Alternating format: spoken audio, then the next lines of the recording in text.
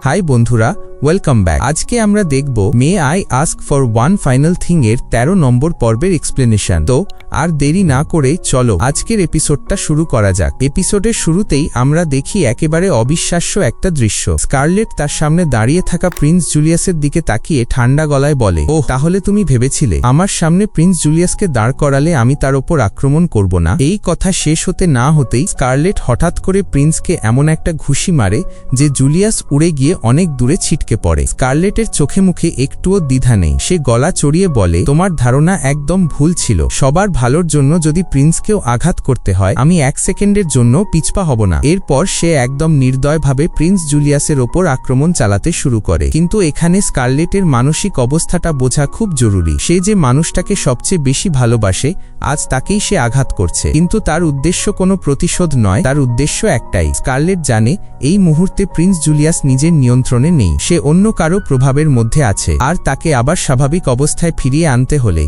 এই কঠিন পথটাই বেছে নেওয়া ছাড়া স্কারলেটের আর কোনো উপায় নেই। অন্যদিকে প্রিন্স জুলিয়াসও মোটেও দুর্বল নয়। যদিও সে অন্যের নিয়ন্ত্রণে আছে, তবুও সে স্কারলেটের আক্রমণগুলো খুব দক্ষতার সাথে এড়িয়ে যেতে শুরু করে। এখন প্রশ্ন একটাই, এই ভয়ঙ্কর লড়াইয়ের শেষটা কোথায় গিয়ে দাঁড়াবে? এই দৃশ্যটা দেখে স্কারলেট নিজেই একটু অবাক হয়ে যায়। তার মাথার ভেতর প্রশ্ন ঘুরতে থাকে, এই ছেলেটা কিভাবে আমার আক্রমণগুলো আগেই বুঝে ফেলছে? স্কারলেটের জন্য এটা ছিল একটা বড় ধাক্কা, কারণ এত সহজে তার মুভ কেউ পড়ে ফেলতে পারে এটা সে ভাবেনি। ঠিক তখনই জুলিয়াস ঠান্ডা গলায় বলে, আমি জানি তুমি ক্লোজ রেঞ্জ ফাইটে অনেক বেশি শক্তিশালী, তাই আমি তোমার সাথে কাছ থেকে লড়ব না। এই কথা বলেই সে দূরত্ব বজায় রেখে ম্যাজিক ব্যবহার করে স্কারলেটের দিকে আক্রমণ ছুঁড়ে দেয়। কিন্তু স্কারলেটও মোটেও পিছিয়ে পড়ার মানুষ নয়। সে অনায়াসেই সেই আক্রমণ এড়িয়ে যায় এবং সঙ্গে সঙ্গেই পাল্টা আক্রমণ করে। কিন্তু অবাক করা ব্যাপার হলো, জুলিয়াস আবারও সেই আক্রমণটা এড়িয়ে যায়। এই পুরো ঘটনাটা দূর থেকে দেখছিল ট্রেনিজা। তার ভেতরটা রাগে জ্বলে পুড়ে যাচ্ছিল। সে মনে মনে ভাবে, এখানে এসব কি হচ্ছে?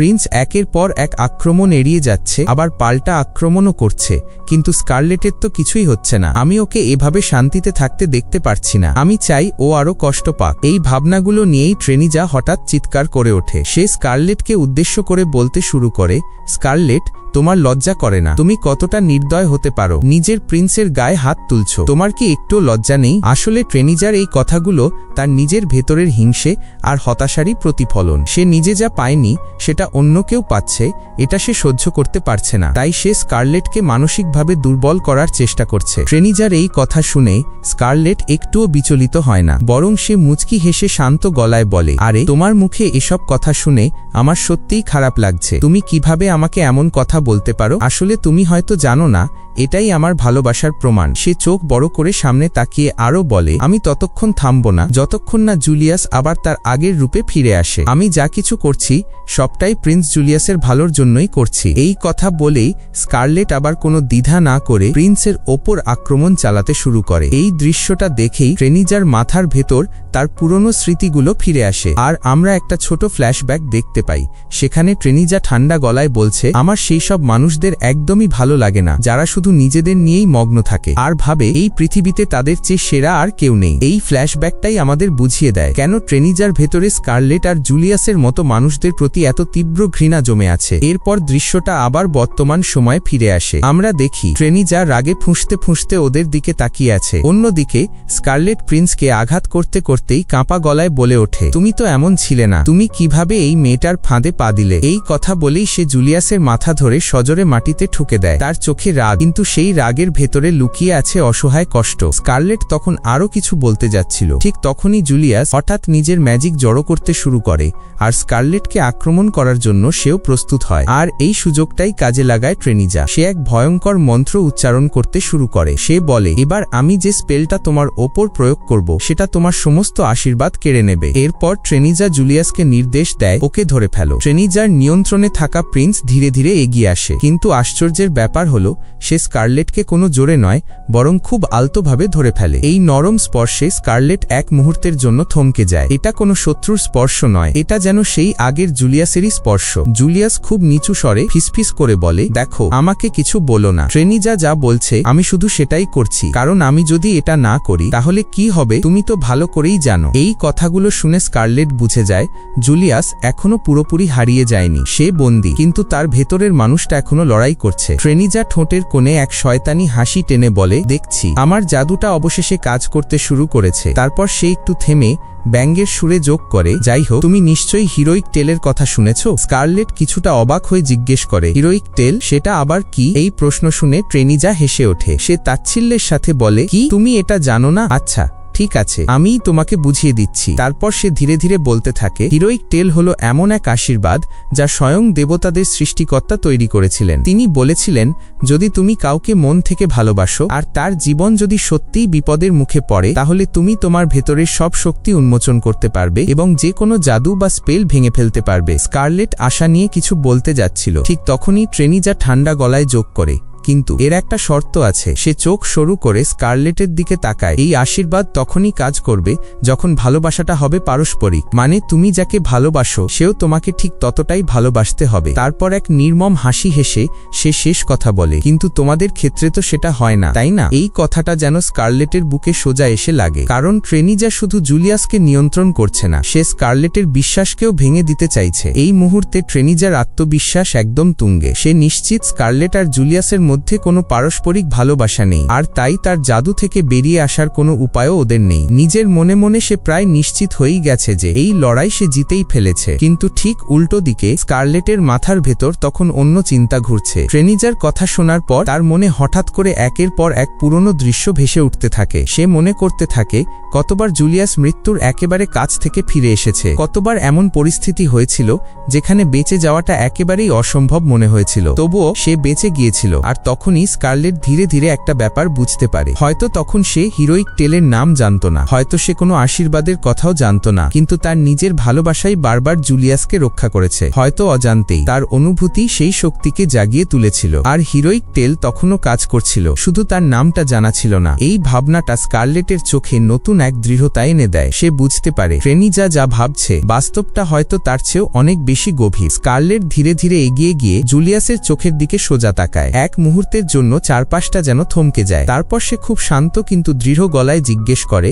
জুলিয়াস, তুমি কি সত্যিই আমাকে ভালোবাসো? এই প্রশ্নটা জুলিয়াসকে একদম অপ্রস্তুত করে দেয়। সে চোখ সরিয়ে নিয়ে তাড়াহুড়ো করে বলে, না, একদমই না, তুমি ওর কথায় কান দিও না। কিন্তু ঠিক পরের সেকেন্ডেই নিজের অজান্তেই তার মুখ থেকে বেরিয়ে যায়, মানে কেনই বা ভালোবাসবো না, মানে হ্যাঁ তুমি বলতে পারো। এই কথাটা বলেই জুলিয়াস নিজেই চমকে ওঠে, আর স্কারলেটও বুঝে যায় এই উত্তরটাই সে শুনতে চেয়েছিল। স্কারলেট তখন আবার জিজ্ঞেস করে, ঠিক আছে, তাহলে যদি তোমার শক্তি উন্মোচিত হয় তুমি কি আমার আর বাকি সবার প্রাণ বাঁচাবে? জুলিয়াস দৃঢ়ভাবে উত্তর দেয়, হ্যাঁ, অবশ্যই। এরপরই সেই ঐতিহাসিক মুহূর্তটা আসে। স্কারলেট আর কোনো কিছু না ভেবে সরাসরি জুলিয়াসকে কিস করে, আর সাথে সাথেই আমরা দেখতে পাই প্রিন্স জুলিয়াসের শরীর থেকে অসাধারণ শক্তি বেরিয়ে আসতে শুরু করে। তার আসল ক্ষমতা অবশেষে উন্মোচিত হয় এবং সে তার শক্তির পূর্ণ ব্যবহার করার ক্ষমতা ফিরে পায়। তারা দুজনেই একসাথে বলে ওঠে, অবশেষে হিরোইক টেল পুরোপুরি সক্রিয় হয়ে গেছে। এই দৃশ্য দেখে ট্রেনিজার বিশ্বাসই হচ্ছিল না। সে চিৎকার করে বলে, এটা হতেই পারে না, তোমরা তো একে অপরকে ভালোবাসো না, তাহলে হিরোইক টেল সক্রিয় হলো কি করে? এই দৃশ্যটা এক কথায় অসাধারণ।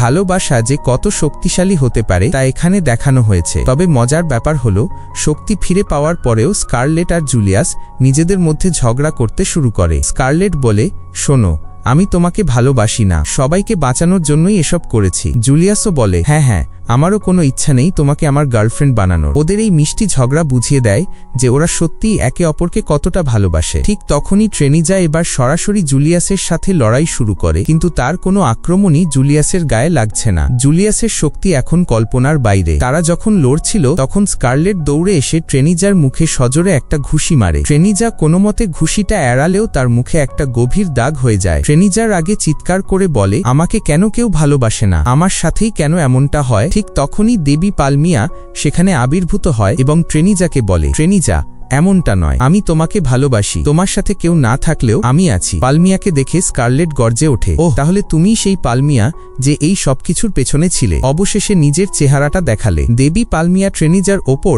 তার কালো জাদু প্রয়োগ করে, যার ফলে ট্রেনিজার শরীর কালো পোশাকে ঢেকে যায় এবং সে পালমিয়ার হাতের পুতুলে পরিণত হয় আর তার শক্তি বহুগুণ বেড়ে যায় এবং সে এমন এক বিধ্বংসী স্পেল কাস্ট করে যাতে চারপাশের সবকিছু ভেঙে পড়তে শুরু করে। অন্যদিকে আমরা দেখি ডায়ানা সবাইকে রক্ষা করার জন্য ব্যারিয়ার তৈরি করছে আর এদিকে জুলিয়া স্কারলেটকে রক্ষা করছে। স্কারলেট তখন বলে, যাই হোক না কেন আমাকে ট্রেনিজার থেকে প্রতিশোধ নিতেই হবে, আমি ওকে ছাড়ব না। এই বলে সে ট্রেনিজার মুখে সমানে ঘুষি মারতে থাকে, কিন্তু ট্রেনিজা খুব দ্রুত নিজেকে হিল করে নিচ্ছিল। স্কারলেট বলে, বাহ, এ তো একটা আনলিমিটেড পাঞ্চিং ব্যাগ, আমি যত খুশি একে মারতে পারি। জুলিয়াস হেসে বলে, ঠিক আছে তাহলে যাও, আমি তোমাকে আমার শক্তি দিচ্ছি। জুলিয়াস তার শক্তি স্কারলেটকে দেয় এবং তার সুরক্ষার জন্য একটি স্পেলও কাস্ট করে। আর এরপর আসে সেই মুহূর্ত যার জন্য আমরা সবাই অপেক্ষা করছিলাম। স্কারলেট ট্রেনিজার খুব কাছে চলে আসে, সময়কে যেন এক মুহূর্তের জন্য থামিয়ে দেয়, আর তারপর এমন এক বিধ্বংসী ঘুষি সে ট্রেনিজার মুখে মারে যে ট্রেনিজা ছিটকে গিয়ে বহু দূরে আছড়ে পড়ে। আর সত্যি বলতে এই সিনটা ছিল এক কথায় অসাধারণ। যাই হোক, এরপর সিন শিফট হয়। লড়াই শেষে আমরা দেখি স্কারলেট আর তার ভাই লিও একটা গাড়িতে করে বিজয় উৎসবে যাচ্ছিল। ঠিক তখনই লিও এমন একটা সত্যি কথা বলে যা শুনে স্কারলেটের পায়ের তলার মাটি সরে যায়। সে বলে, প্রিন্স জুলিয়াসের কাছে এই শক্তি ছোটবেলা থেকেই ছিল, কিন্তু সে কখনো এটা ব্যবহার করতে চায়নি এবং আমাকেও কাউকে বলতে বারণ করেছিল। এই কথা শোনার সাথে সাথে স্কারলেটের মাথায় যেন বাজ পড়ে। সে বুঝতে পারে যে জুলিয়াস ইচ্ছে করেই সেদিন দুর্বল হওয়ার অভিনয় করেছিল যাতে স্কারলেট তার ভালোবাসার কথা স্বীকার করতে বাধ্য হয়। সে রাগে গজগজ করতে করতে বলে, তার মানে ওই হারামজাদা আমাকে বোকা বানিয়েছে। ঠিক আছে, তাহলে আমিও তোমাকে ছাড়ব না। এরপর সে তার ভাইকে বলে গাড়ি থেকে নেমে যায় আর তার ড্রাগন রেক্সের পিঠে চড়ে সোজা জুলিয়াসের কাছে পৌঁছায়। জুলিয়াস তখন স্কারলেটের জন্য মিষ্টি সাজাচ্ছিল। স্কারলেটকে দেখে সে খুশি হয়ে বলে, স্কারলেট এসো, তোমার জন্য মিষ্টি এনেছি। স্কারলেট রেগে বলে, আমার আপনার সাথে জরুরি কথা আছে। এই বলে সে জুলিয়াসকে ঘুষি মারার জন্য হাত তোলে, কিন্তু জুলিয়াস তাকে থামিয়ে দিয়ে মুচকি হেসে বলে, আরে ওসব তো পরেও হবে, তার আগে আমার একটা কথা শোনো, পরের বার যখন কিস করবে তখন একটু ভালোভাবে করবে, তোমার নাকটা মাঝে চলে আসছিল, আর হ্যাঁ, দাঁতগুলো একটু সামলে রেখো। এই কথা শুনে স্কারলেট তো ভাই একদম রাগে ফেটে পড়ে। সে বলে, একটা কথা বলার নামে আপনি দুটো কথা বলেছেন, এবার আমার কথা শুনুন। এক শয়তান প্রিন্স আমাকে ঠকিয়েছে আর এখন আমি তাকে ঘুষি মারতে চলেছি। এই বলে স্কারলেট যেই তার ঘুষিটা চালাতে যায় অমনি দৃশ্যটা স্লো মোশন হয়ে যায়। আমরা দেখি পার্টির সবাই অবাক হয়ে ওদের দিকে তাকিয়ে আছে। আর এখানেই এই এপিসোড আর এই সিজন শেষ হয়ে যায়। তাহলে বন্ধুরা, কেমন লাগলো এই সিজনের ফাইনাল এপিসোড? স্কারলেট কি শেষ পর্যন্ত প্রিন্সকে ঘুষিটা মারতে পারলো, নাকি তাদের ভালোবাসার গল্প এক নতুন মোড় নেবে? সব উত্তর মিলবে পরের সিজনে। তোমাদের পুরো সিজনটা কেমন লাগলো কমেন্ট করে অবশ্যই জানিও। দেখা হবে খুব তাড়াতাড়ি, ততক্ষণ পর্যন্ত take care and good bye.